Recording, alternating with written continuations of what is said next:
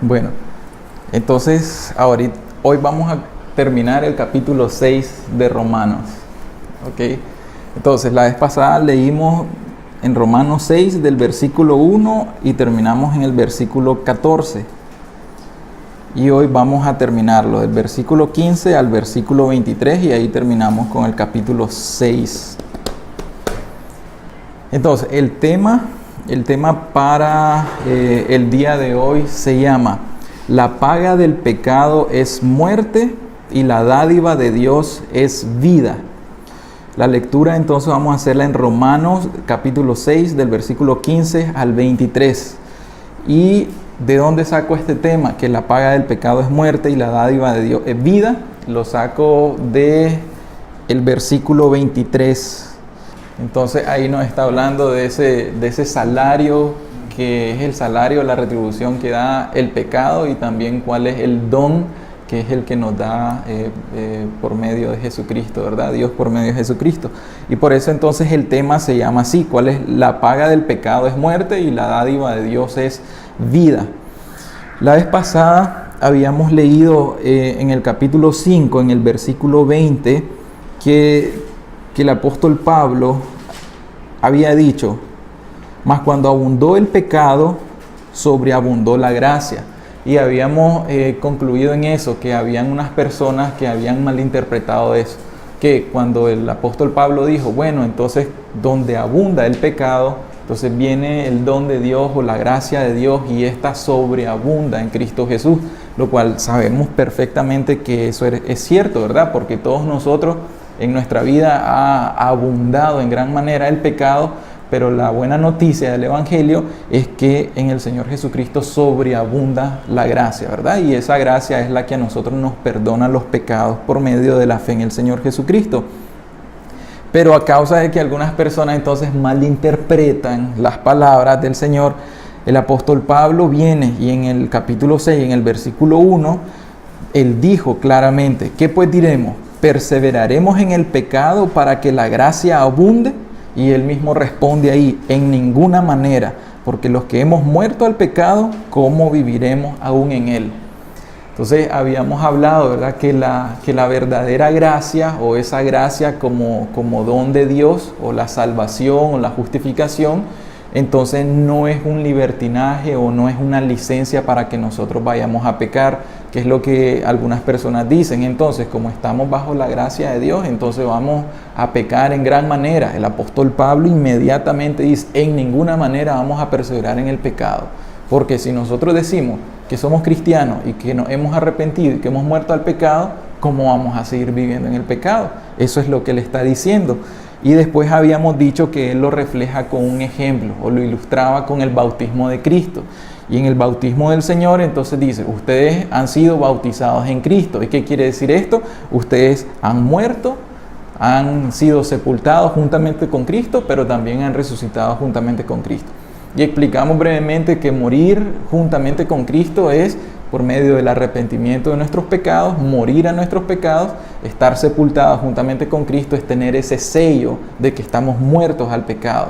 Y la resurrección, o resucitar juntamente con Cristo, quiere decir que ya resucitamos en una vida nueva juntamente con Cristo. Donde habíamos dicho que el mismo apóstol Pablo dice en 2 Corintios: las cosas viejas pasaron, y aquí todas son hechas nuevas. Nuevas no en nuestra fuerza, nuevas no por nosotros mismos, sino que son nuevas pero hechas en el Señor Jesús, que esa es la fe de nosotros, ¿verdad? La fe es que nosotros no podemos hacer nada en nuestra fuerza, necesitamos al Señor para que Él nos ayude. Y luego en el versículo 14, donde terminamos la vez pasada, el apóstol Pablo también termina diciendo: pues no están bajo la ley, sino bajo la gracia.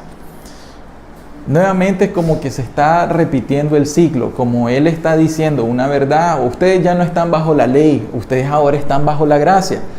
Para los judíos eso era terrible, eso era como decir: oye, entonces este Pablo está aboliéndonos la ley, qué locura, si la ley es lo que a nosotros nos impide que andemos en el pecado. ¿Por qué? Porque en realidad la ley dice: no vas a matar. Entonces, si yo quito la ley, entonces yo puedo matar y no hay ningún problema. Pero eso nuevamente fue una mala interpretación que le hicieron al apóstol Pablo. Y por eso hoy comenzamos en el versículo 15 con este nuevo argumento que dice: ¿qué pues? ¿Pecaremos porque no estamos bajo la ley, sino bajo la gracia? Y responde tajantemente: en ninguna manera. Si ustedes ven, es como que se está repitiendo dos veces la misma pregunta. En el versículo 1 dice: ¿qué pues? ¿Diremos? ¿Perseveraremos en el pecado para que la gracia abunde? En ninguna manera. Y ahora en el versículo 15 vuelve a decir: ¿qué pues?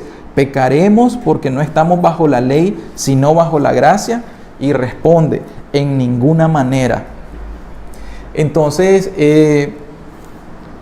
vamos a desarrollar ahí la lectura y vamos a ir extrayendo de lo que vayamos leyendo, pues, la enseñanza.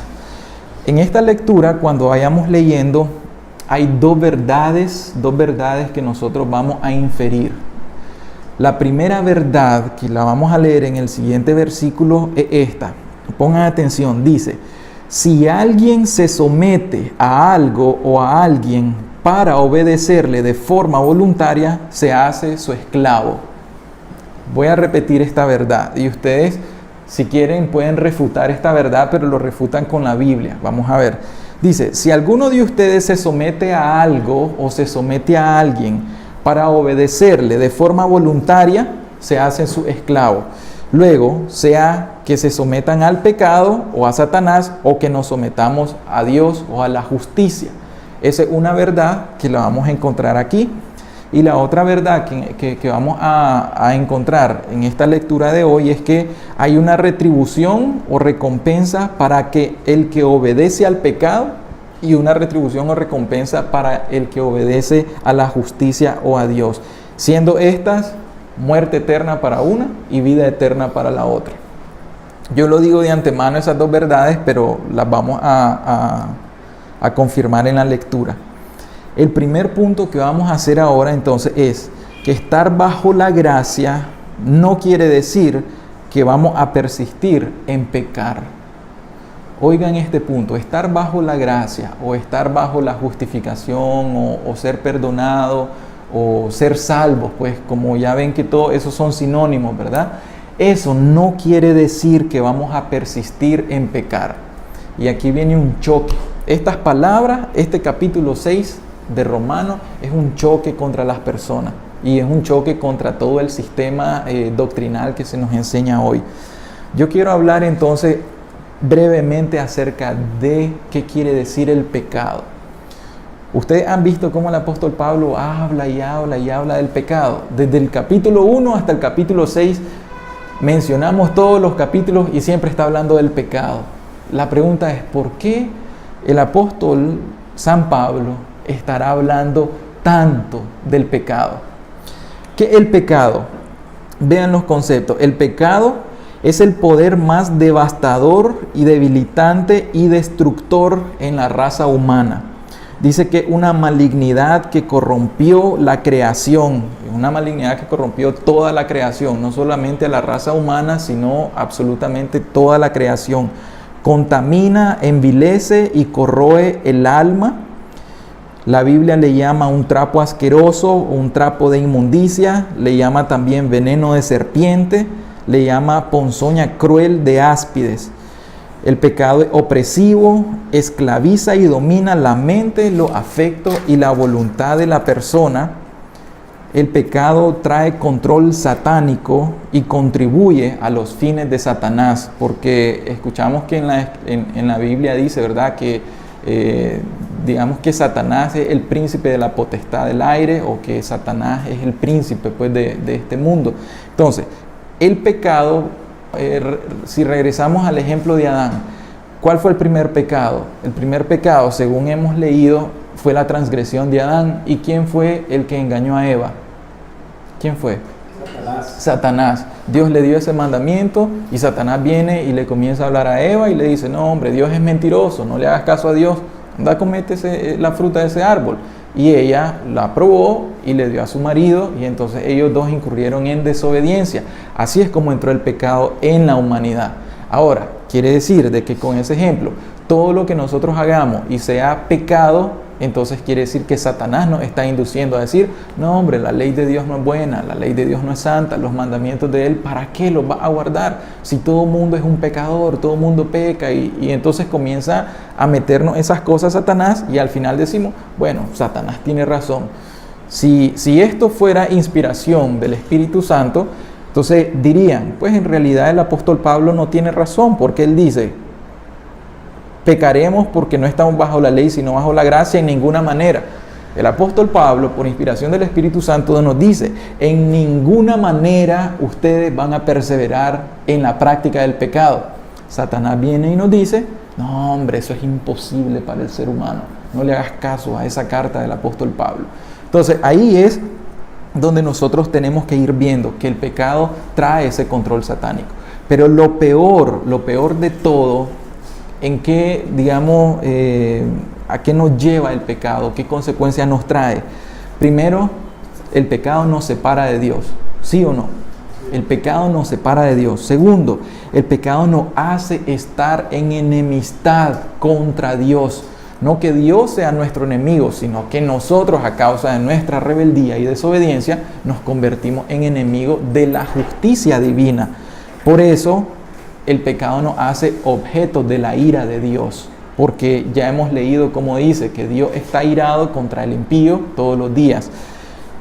Y el problema es que finalmente el pecado va a dar un pago. Como dice en la traducción de la Biblia de doña Desiree, va a dar un salario. El pecado viene y él tiene un salario ya dispuesto. Y yo se los voy a decir así claramente y yo lo debo de manejar. Si a uno de nosotros nos gusta el pecado y nos deleitamos en un pecado o más pecados, vamos a hacer una cosa. Dios ya nos dice, ese pecado de ahorita, cuando vos te murás, te va a dar un salario. ¿Ok? Así como ustedes trabajan aquí y un mes trabajan y ustedes trabajan para recibir un salario o un sueldo al final. Yo les digo en un contrato, bueno, trabajen estos 30 días y al 30 días entonces van a recibir un salario. Ustedes pasan los 30 días trabajando y esforzándose y reciben el salario. Dios dice en su inspiración, bueno, el pecado que vos querrás atesorar en tu corazón, puedes vivir 50 años, 80 años, 100 años, pero sabe una cosa, al final, en la muerte, tenés un salario. ¿Y cuál es? La muerte eterna o el infierno, que eso vamos a verlo posteriormente. Entonces, ¿por qué el apóstol Pablo habla tanto acerca del pecado? Se habla tanto acerca del pecado porque es completamente devastador. Y eso es lo que vamos a ir estudiando hoy. Entonces, si alguien duda o alguien quiere debatir que estar bajo la gracia quiere decir que nosotros podemos persistir en practicar el pecado, entonces eso es falso. Eso es una falsa enseñanza. ¿Por qué razón? Porque no va en contra de lo que yo digo. Si alguien quiere debatir eso de ustedes conmigo, yo lo único que les digo, no debatan eso conmigo. Vayan a leerse nuevamente Romanos 6 y ustedes hablen y si el apóstol Pablo escuchara, por decirle así, díganle, oye Pablo, ¿cómo se te ocurre decir esto? Sin embargo, no era el apóstol Pablo, sino que el problema aquí está con el Espíritu Santo. Porque el Espíritu Santo es el que inspiró al apóstol Pablo para que él escribiera esto. Por lo tanto, la autoridad con quien pueden debatir esto es con Dios directamente, no con un hombre. Entonces, ¿por qué yo digo que eso es falso? El estar bajo la gracia no quiere decir que persistamos o perseveremos en el pecado. Es falso. ¿Por qué? Porque dice aquí, en ninguna manera. ¿Saben qué quiere decir eso en ninguna manera? Es como queriendo decir nunca, tal cosa no existe. Es como decir 1000 veces no. ¿Se acuerdan cuando el apóstol Pedro le preguntó al Señor Jesús, Señor, ¿y cuántas veces he de perdonar entonces al que me injuria o al hermano que me agrede? ¿Qué le respondió el Señor Jesús? ¿Perdonarlo cuántas veces? 70 veces 7. Multiplicamos eso. ¿Cuánto son 70 por 7? Como 490. El Señor no le estaba diciendo 490 veces vos vas a perdonar al que te agrede. No, el Señor le dijo, siempre va a perdonar a aquel que te agrede. Esa es la enseñanza del Señor Jesús.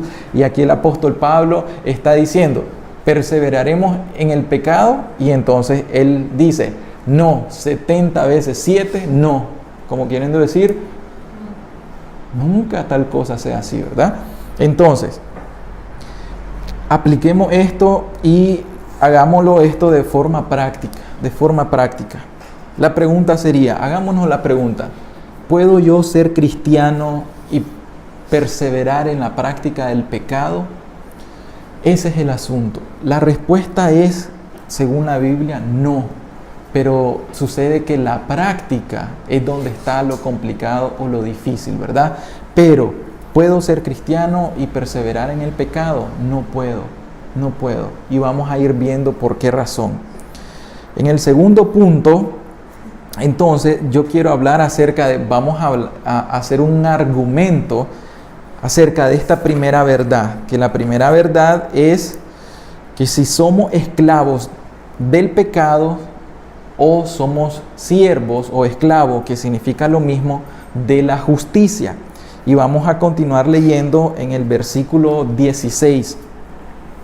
Dice el versículo 16, ¿no sabéis que si os sometéis a alguien como esclavos para obedecerle, sois esclavo de aquel a quien obedecéis, sea del pecado para muerte o de la obediencia para justicia? Aquí es donde entonces él nos comienza a dar ese ejemplo del cual yo le estoy diciendo. Si una persona se somete voluntariamente a alguien para hacer su voluntad, o sea, voluntariamente yo quiero obedecer a cierta persona o a algo, entonces inmediatamente yo me hago esclavo de esa persona. ¿Y cómo lo está diciendo? Ustedes no saben cómo, se los voy a traducir al idioma así, rebajadito. ¿Acaso ustedes no saben que si ustedes se someten a alguien como siervos o como esclavos para obedecerles, son esclavos de aquel a quien obedecen? Sea ya para el pecado, y si es al pecado para muerte, o sea a la obediencia para la justicia. Entonces ahí yo reitero esa verdad de la que hablé, ¿verdad? Que si alguien se somete a algo o a alguien para obedecerle de forma voluntaria, se hace su esclavo. Entonces, ¿qué quiere decir la palabra someterse? Someterse quiere decir que yo tomo una decisión voluntaria de obediencia a un amo. Eso quiere decir, someterse es tomar una decisión, pero esta decisión es voluntaria. Nadie le pone una pistola a alguien. Y voy a hacer el mismo ejemplo. Si nosotros contratamos a una persona y le decimos, bueno, entonces este va a ser el salario que nosotros te vamos a dar, tu hora de entrada esta, tu hora de salida esta, y estas son tus obligaciones y sus derechos y sus deberes, ¿verdad? Si la persona acepta ese contrato, entonces quiere decir que al final esa persona tiene que obedecer eso, ¿verdad?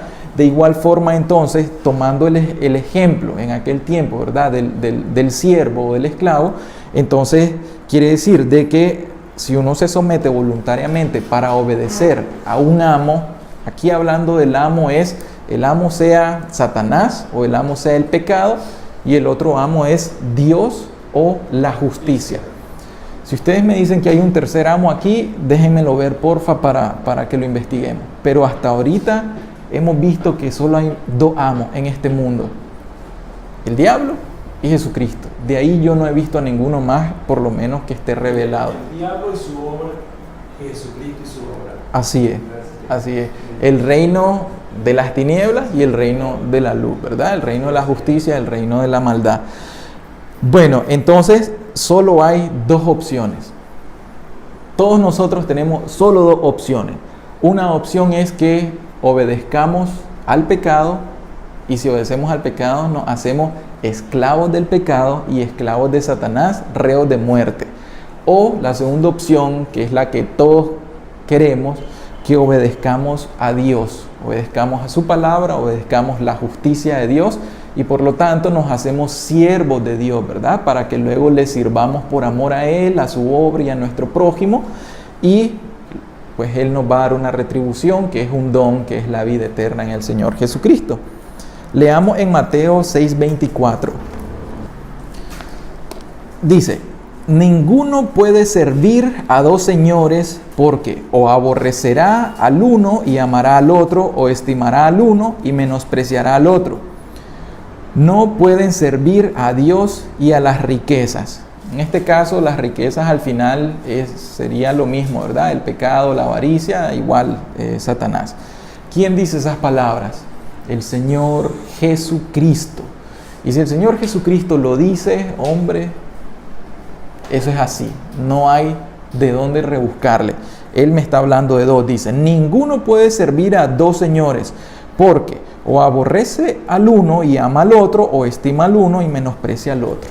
No podemos decir, soy cristiano y al mismo tiempo soy esclavo del pecado. No puedo decir, yo amo a Cristo, pero al mismo tiempo amo a Satanás. Quiere decir que si yo amo a Cristo, tengo que automáticamente aborrecer a Satanás. Y si yo amo al pecado, estoy implícitamente amando a Satanás y aborreciendo a Cristo.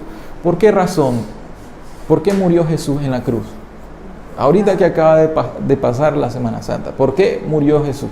A causa del pecado. Entonces, si yo persisto en el pecado, es como que estoy crucificando nuevamente a Jesucristo.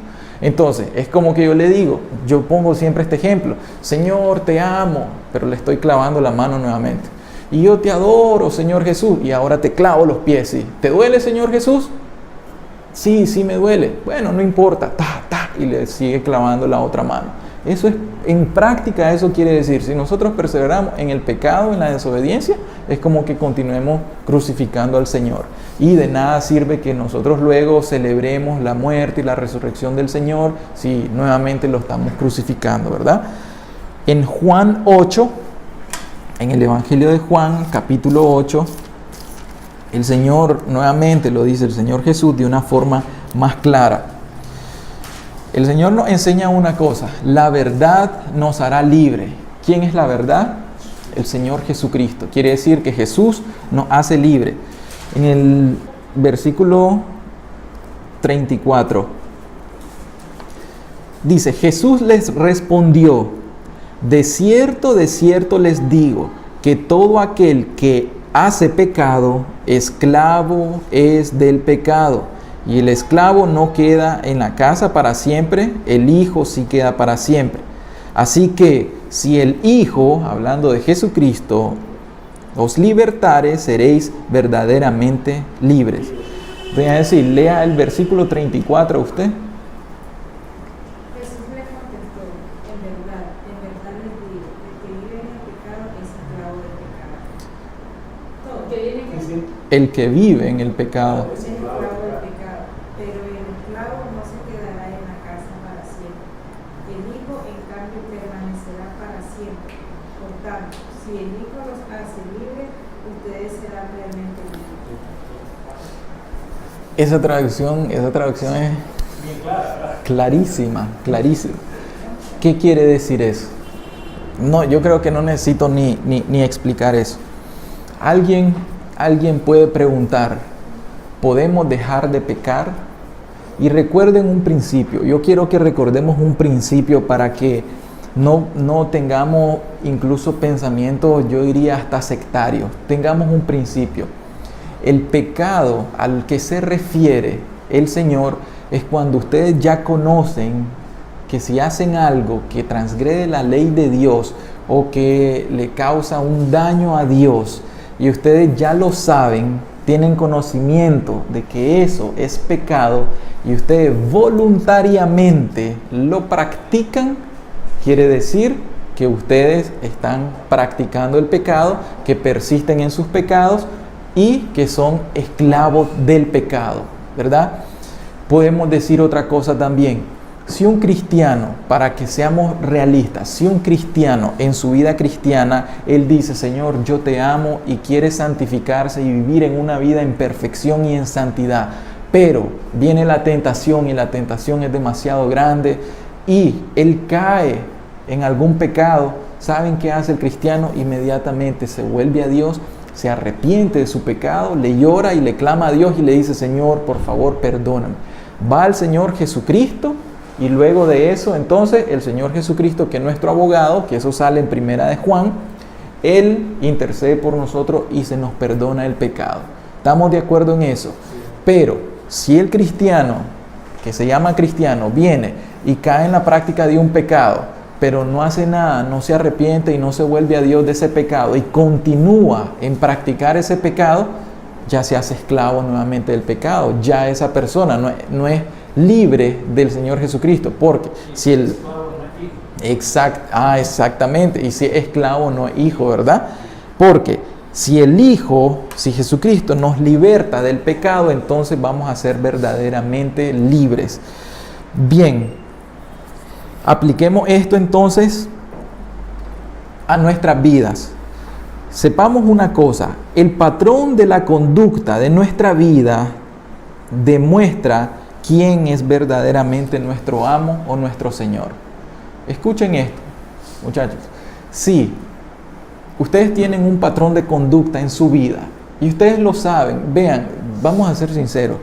Yo puedo aquí delante de ustedes decir, no, que yo soy el santo, que yo soy el esto y yo soy lo otro.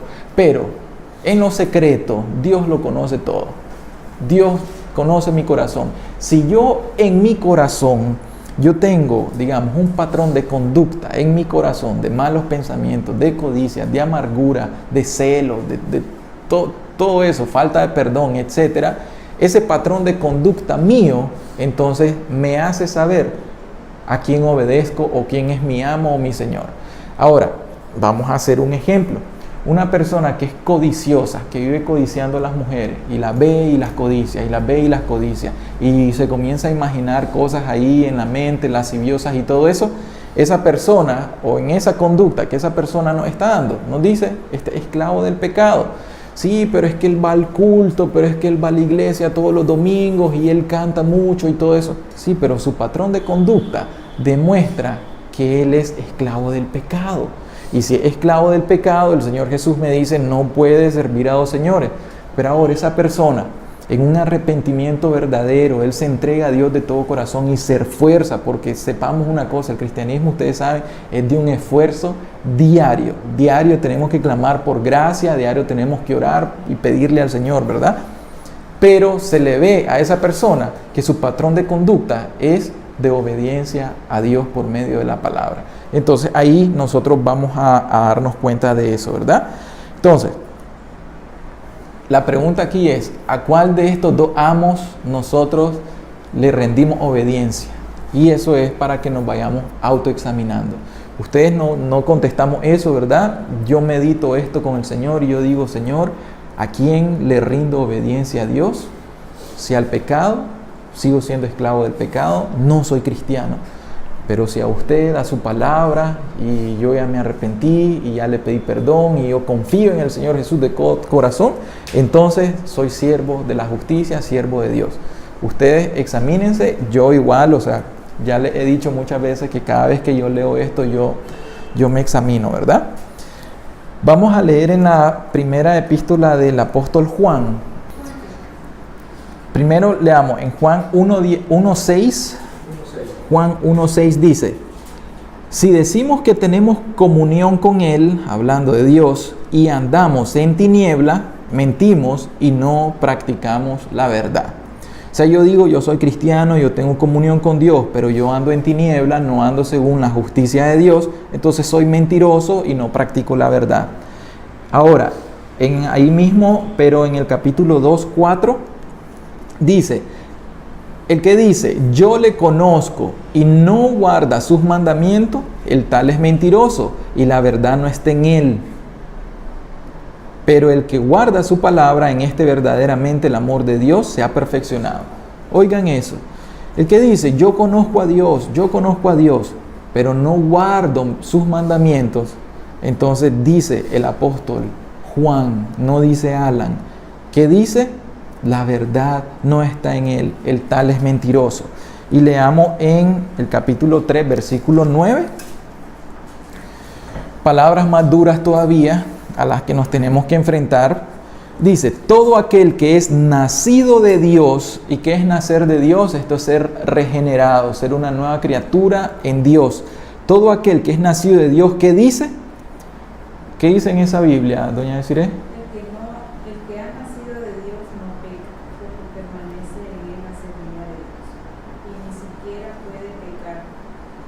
¿ok? que ha nacido de Dios. Bien, aquí dice un tanto diferente, pero es el mismo contexto. Todo aquel que es nacido de Dios no practica el pecado, dice aquí. Porque la simiente de Dios, que es la semilla, que es Cristo Jesús, el Espíritu Santo, permanece en él y no puede pecar. ¿Por qué? Porque es nacido de Dios. Ahora, naturalmente, esa persona tiene el Espíritu Santo. Ha sido regenerado su corazón, se le quitó su corazón viejo y Dios le puso un corazón nuevo. ¿Para qué? Para que ande en sus mandamientos y en sus estatutos, para que guarde la palabra de Dios. Y ahí me está diciendo el apóstol Juan que si yo ando en la práctica de pecado, no he nacido de Dios, por lo tanto no soy cristiano. ¿Quién lo dice? Lo dice, ¿verdad?, la Escritura. Vamos a aplicar en el tercer punto, vamos a aplicar lo que vamos aprendiendo. ¿Somos entonces esclavos de Satanás y del pecado o somos siervos de Dios y de la justicia? Esa es la pregunta que nos hacemos. Vamos a leer en el versículo 17 y 18, siempre ahí en Romanos. Continuamos la lectura que dice: pero gracias a Dios que, aunque erais esclavos del pecado, habéis obedecido de corazón aquella forma de doctrina a la cual fuisteis entregado. En el versículo 18: y libertados del pecado, vinisteis a ser siervos de la justicia. Nuevamente dice, da gracias a Dios el apóstol Pablo, ¿verdad? Gracias a Dios porque todo esto de la salvación es un don de Dios. Gracias a Dios que, aunque ustedes que ahora son cristianos eran esclavos del pecado, han obedecido de corazón aquella forma de doctrina a la cual fueron entregados y fueron libertados del pecado y vinieron a ser siervos de la justicia. Una marca de un verdadero cristiano es esta. La dice ahorita el apóstol Pablo. Si ustedes son cristianos verdaderos, entonces ustedes tuvieron que haber sido libertados del pecado y ahora son siervos de la justicia. Esa es una marca clara de cómo yo identifico si soy un verdadero cristiano. Si soy un verdadero creyente, entonces quiere decir que yo ya no estoy esclavizado en el pecado. Pero si aún un pecado me esclaviza, eso tengo que ponerlo en el altar de Dios, arrepentirme, entregarle a Dios, clamarle por ayuda y misericordia para que me perdone y me dé libertad en eso. Yo les quiero decir algo. Hay personas que no creen en esto. ¿Se acuerdan una enseñanza que hicimos que dijimos que el cristianismo es espiritual, ¿verdad? El cristianismo es otro nivel. Lo que nosotros vemos de cristianismo, cuando las personas van a las iglesias de cualquier denominación, pero luego van a su casa a hacer toda clase de pecados, eso es lo que nosotros en este siglo estamos acostumbrados a ver. Y nosotros pensamos que eso es cristianismo, pero ese no es el verdadero cristianismo. Ese es un cristianismo del siglo XXI, pero no es el cristianismo del apóstol Pablo, ni de los apóstoles, ni de los discípulos. Y el cristianismo que nosotros tenemos que vivir, ¿cuál es? ¿El cristianismo moderno, contemporáneo, o el cristianismo según el Evangelio del Señor Jesucristo? Este es nuestro cristianismo. Y el patrón de vida, ¿cómo? Ese es el que ha sido revelado por Dios, ¿verdad? Entonces, hablando de esto, vamos a ver, aplicándolo, vamos a aplicarlo a nuestra vida. ¿Cuál es nuestra posición delante de Dios ahorita? Y cada quien se autoexamina, ¿verdad? ¿Somos obedientes de corazón a la sana doctrina o somos desobedientes de corazón a la sana doctrina? Porque aquí el apóstol Pablo dice: habéis obedecido de corazón aquella forma de doctrina. ¿A cuál doctrina? ¿A la doctrina de los musulmanes? No. ¿A la doctrina de Gandhi? No. ¿A la doctrina de los X, de los Y? No. Vamos a ver a qué doctrina se está refiriendo el apóstol Pablo. Vamos a hacer varias lecturas aquí para que sepamos a qué doctrina se refiere el apóstol Pablo. En Juan 8:31. Dijo entonces Jesús a los judíos que habían creído en él: si vosotros permaneciereis en mi palabra, seréis verdaderamente mis discípulos. Traducido, si ustedes permanecen en el evangelio que yo he predicado, si ustedes permanecen en mi palabra, entonces ustedes van a ser verdaderos cristianos. Eso es lo que el Señor estaría diciendo. Si vosotros permaneciereis en mi palabra, seréis verdaderamente mis discípulos. Oigan, verdaderamente mis discípulos, como verdaderos cristianos. Segundo, en Juan 14, más adelante, Juan 14, primero en el versículo 21, siempre hablando el Señor Jesucristo dice: el que tiene mis mandamientos y los guarda, ese es el que me ama, y el que me ama será amado por mi Padre. Entonces, antes nos dijo, ¿verdad?, que si nosotros permanecemos en su palabra, y luego aquí el Señor nos dice, ¿cuál es su palabra? Sus mandamientos. En el versículo 23, más adelante dice: respondió Jesús y le dijo: el que me ama, mi palabra guardará, y mi Padre le amará, y vendremos a él y haremos morada con él.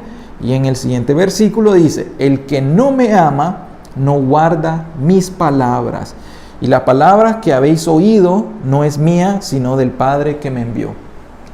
¿Cuál es la doctrina a la que el apóstol Pablo se está refiriendo? A la doctrina que viene de Jesucristo, pero el Señor Jesucristo mismo nos está diciendo: bueno, las palabras que yo les estoy hablando no son mías. ¿De quién son? De mi Padre que está en los cielos. Entonces, el evangelio al que se refiere, al cual nosotros debemos de ser obedientes, es al evangelio de Dios. Ahora, Hechos 2:42. Este mismo evangelio nosotros le llamamos a la iglesia primitiva, a los primeros cristianos que en el libro de los Hechos comienzan a creer en el Señor Jesucristo, ¿verdad? En Hechos 2:42, oigan lo que dicen de la iglesia primitiva, de los primeros cristianos. Y perseveraban en la doctrina ¿de quién? De los apóstoles, en la comunión unos con otros, en el partimiento del pan y en las oraciones. Entonces dice: perseveraban en la doctrina de los apóstoles. ¿Y de quién era la doctrina de los apóstoles? Del Señor Jesucristo, porque el Señor Jesús les dijo que fueran a predicar el evangelio, y Él, por el Espíritu Santo, les reveló la doctrina. Todo lo que Pablo escribió a los romanos es la doctrina de los apóstoles, que nosotros, si la iglesia primitiva perseveraban en esa doctrina, ¿por qué nosotros, si somos cristianos, no vamos a perseverar en esa misma doctrina? Tenemos que. Segunda de Timoteo 1:13.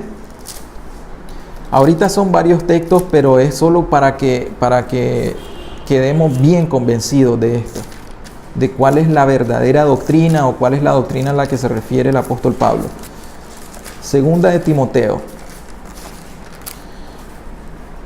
Entonces, el apóstol Pablo también le estaba diciendo a Timoteo, que era su pupilo en aquel tiempo, le dice, 1:13,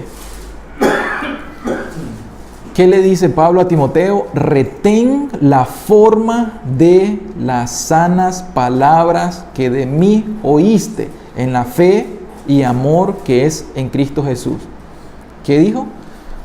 Timoteo, tenés que retener, tenés que guardar la sana doctrina, las sanas palabras que oíste de mí, que son conforme al evangelio del Señor Jesucristo.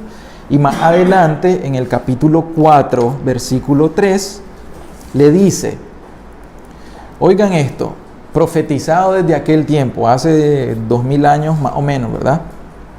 Porque vendrá tiempo cuando no sufrirán la sana doctrina, sino que teniendo comezón de oír, se amontonarán maestros conforme a sus propias concupiscencias, y apartarán de la verdad el oído y se volverán a las fábulas. Quiere decir que en este tiempo, ahorita, en el siglo XXI, vamos a querer escuchar la sana doctrina y vamos a querer oírla, pero no se va a estar predicando mucho la sana doctrina. Pero a eso se refiere. Y terminemos ahí con Tito 1:9. Dice, retenedor de la palabra fiel, tal como ha sido enseñada, para que también pueda exhortar con sana enseñanza y convencer a los que contradicen. Nuevamente, retener la palabra fiel, que es esta, ¿verdad? La cual nos ha sido enseñada. Ahí ya le estaba hablando a Tito también, que también pueda exhortar con sana enseñanza. Incluso, yo quiero hablarles algo a ustedes, yo tengo que basarme en ¿qué? En la sana enseñanza, en la sana doctrina, que eso. Ustedes me han visto que de repente yo vengo a enseñarles algo diferente a lo que es la escritura, no, porque ustedes ahí mismo me pueden comenzar a sacar todos estos textos y me dicen, oye, vos no nos estás enseñando según la sana doctrina. Y finalizo ahí con el 2.1, pero tú habla lo que es de acuerdo a la sana doctrina. En Tito 2.1 le dice, pero tú habla de qué? Lo que está de acuerdo con la sana doctrina.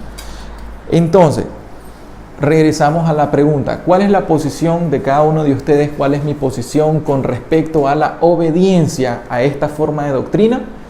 ¿Ustedes están en obediencia a la sana doctrina o en desobediencia?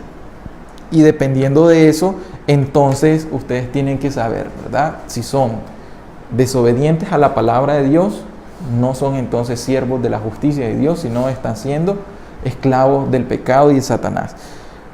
Luego, eso es la obediencia a la palabra. ¿Cuál es la conducta que tenemos? Vamos a ver.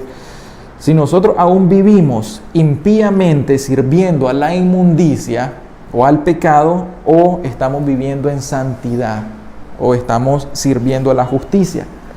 En el versículo 19 y 20 continuamos la lectura que dice, hablo como humano por vuestra humana debilidad, que así como para iniquidad presentaron sus miembros para servir a la inmundicia y a la iniquidad, así ahora para santificación presenten sus miembros para servir a la justicia.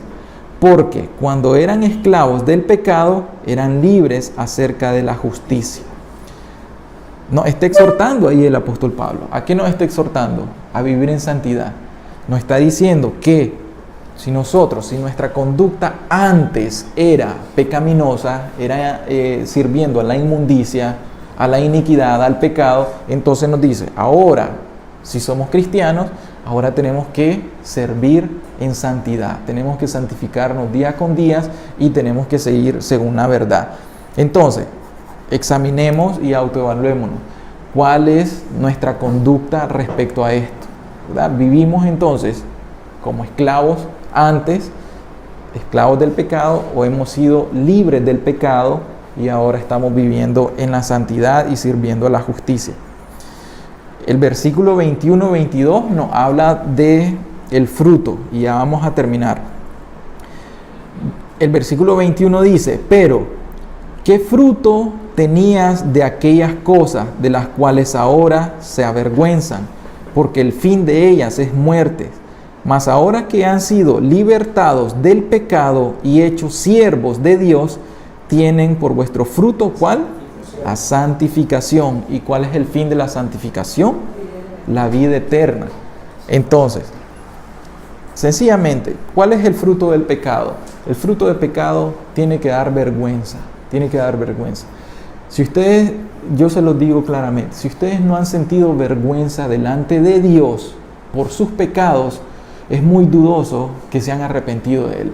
Porque cuando uno se arrepiente de todo corazón de sus pecados delante de Dios, debe decir, Señor, ¿qué hice? Todo lo que hice en mi vida estuvo mal. Aunque yo sea un muy buen profesional, aunque yo sea una persona que hacía buenas cosas, buena obra, yo visitaba los hospitales, aunque tenga las mejores obras, pero siempre un verdadero cristiano va a dar uno de estos frutos. ¿Y cuál va a ser? Que el pecado le va a traer vergüenza delante de Dios. Por eso el apóstol Pablo dice, ustedes vivían esclavos del pecado y el fruto de esto, ahora ustedes se avergüenzan de eso. ¿Cuál es el fruto del pecado? El fruto del pecado es una escalera que va ascendiendo a la esclavitud. Un ejemplo, digamos que él me comenta de ciertas cosas de su vida. ¿Puedo decir un ejemplo?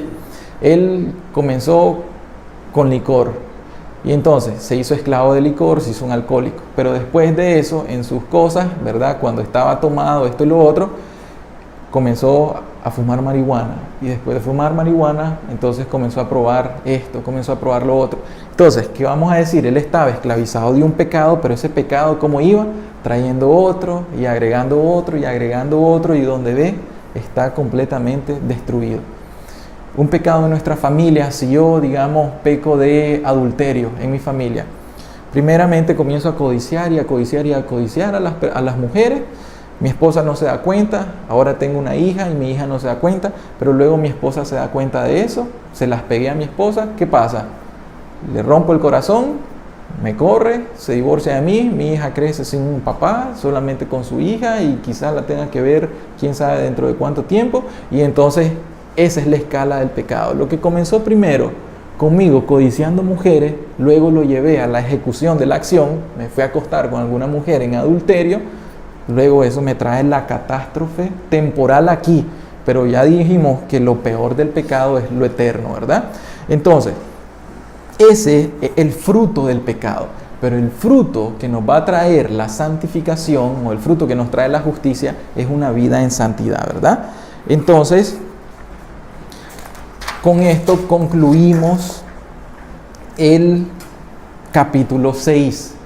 El clímax, como se dice, o la enseñanza del capítulo 6 es esto. En el versículo 23, el cuarto punto entonces es: ¿cuál es la recompensa o la retribución de estos dos señores? Ya sabemos cuáles son los dos señores.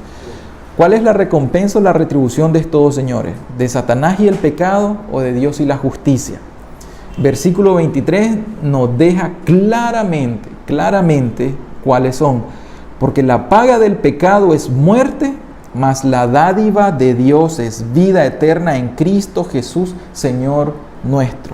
Solamente hay dos señores, por lo tanto, ahí lo está confirmando nuevamente la Escritura, y solo hay dos fines, y estos dos fines son absolutos. Uno es muerte y el otro es la vida. Vamos a ver entonces brevemente cuál entonces es la recompensa que nos va a dar el pecado.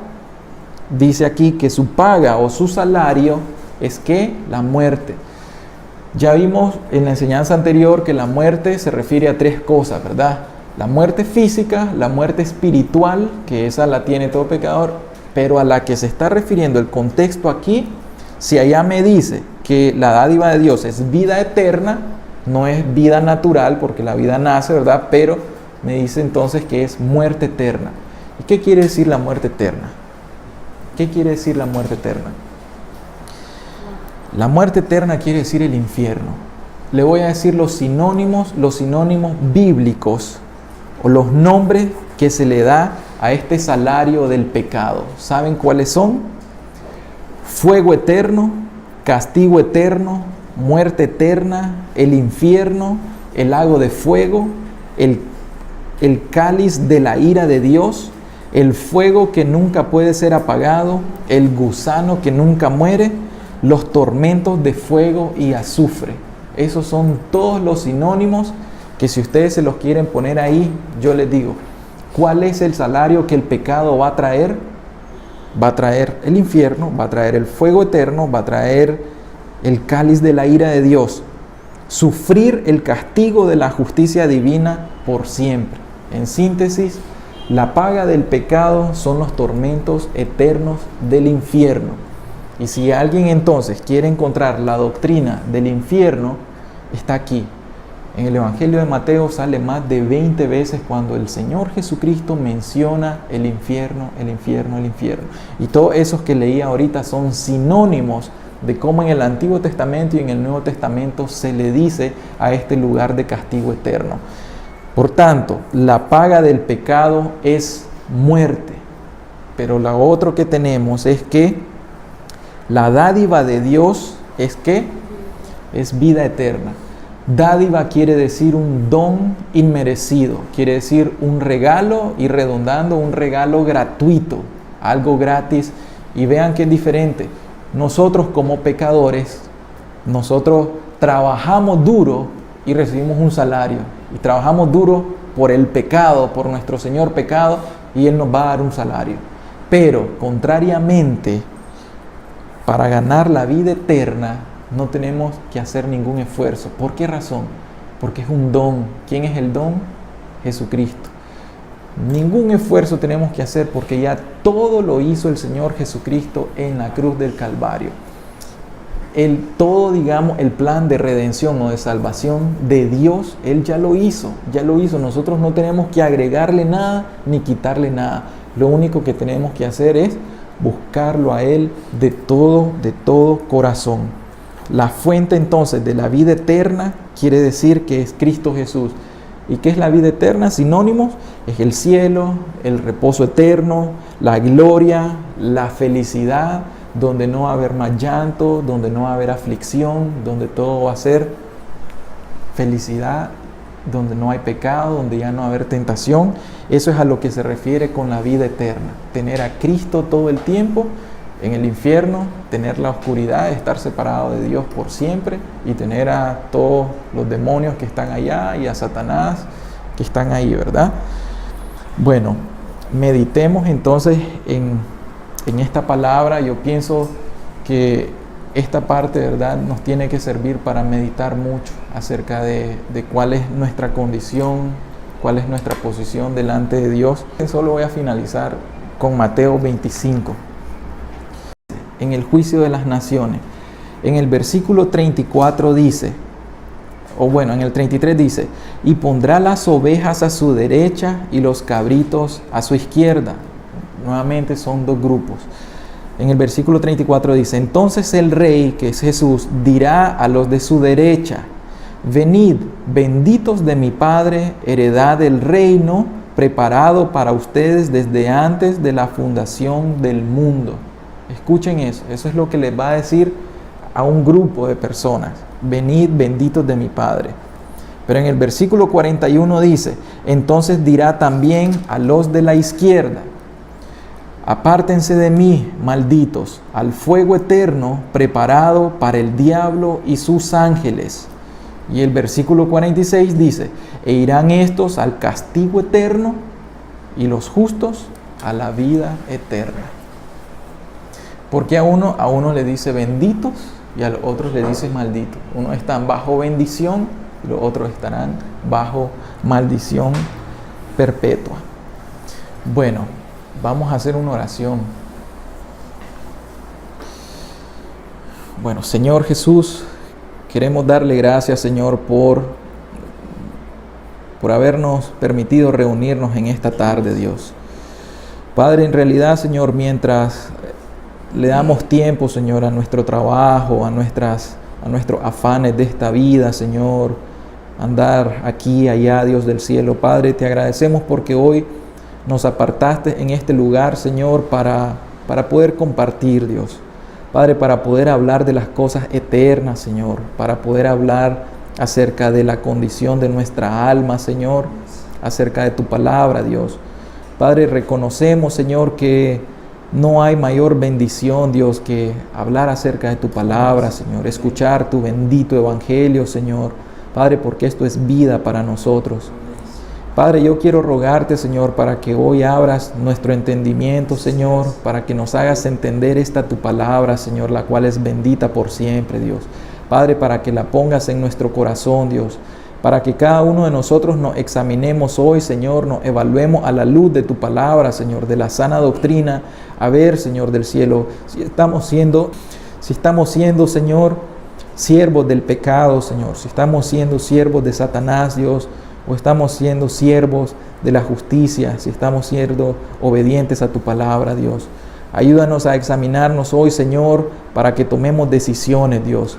Padre, porque ciertamente, Dios, de esto depende nuestra vida eterna, Señor, o nuestro castigo eterno, que es la muerte, Señor. Bendice esta palabra, Señor. Por favor, te lo pido en el nombre de Jesús. Amén, Señor. Amén, Dios. Amén.